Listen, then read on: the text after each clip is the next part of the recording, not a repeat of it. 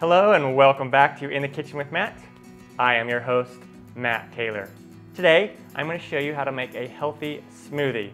It's super easy, it's super yummy. I love treats, I love crepes, I love cinnamon rolls, I love bacon and eggs and hash browns for breakfast, but I can't eat that stuff all the time. I'm in relatively good shape, and the reason that I am is because I do eat healthy quite a bit for breakfast and lunch and for dinner even. But because I do eat healthy and exercise quite a bit, I have that luxury of being able to eat my chocolate, my bacon, and my cinnamon rolls once in a while, and it's not going to affect me too much. Anyway, I love this little recipe. I just came up with it myself. I use it almost every day for breakfast. It's really easy to do. If I can do it, you can do it. Let's get started. All right, for smoothies in general, you really want to get a fairly decent blender. Now, the best blenders on the market are either the Blendtec or the Vitamix. There's going to be some argument between the two camps, so to speak, of which one is better. Most likely the Vitamix. They are pretty expensive, but I'll put some links down below in case you want to pick those up. They're kind of the kings of the blender market. This one I have is just an Oster. I think it was around 40 bucks, and it's worked pretty well for me. It's not quite as good, obviously. So for this recipe, what I do is I start with mixed berries. Now you can get your berries yourself, like I do, and I just freeze them. Or you can buy a package of frozen mixed berries at the supermarket. Let's add those first here to our blender. And then I'm going to do a big handful of spinach. One of the only ways that I like to eat spinach is either raw in a salad or in a blender.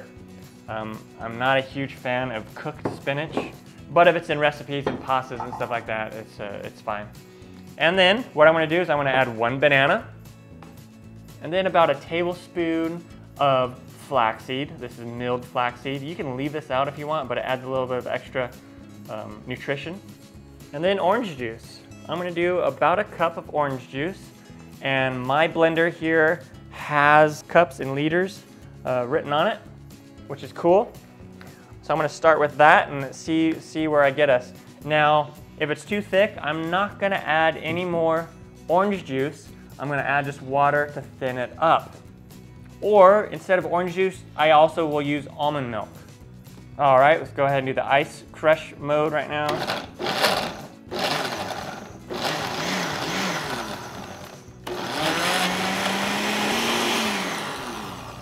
As suspected, it's a little too thick. So now let's add a little bit of water.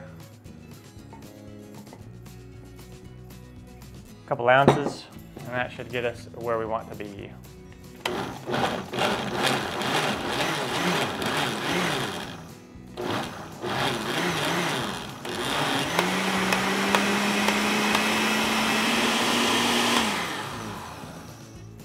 And you let it blend for a couple minutes.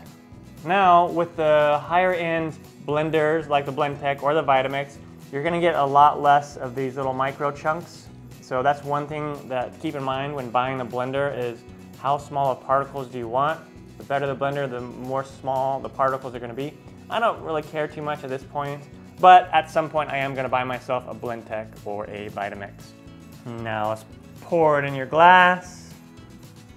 I usually drink about 2 of these, which is about 24 ounces.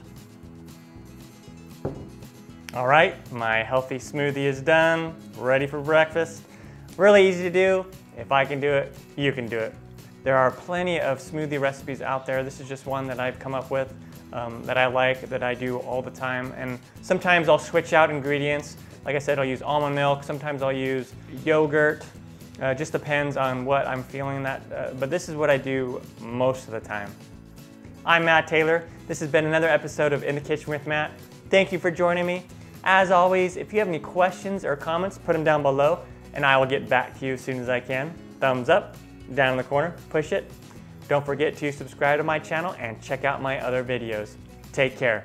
Time for me to dive into this. Oh yeah.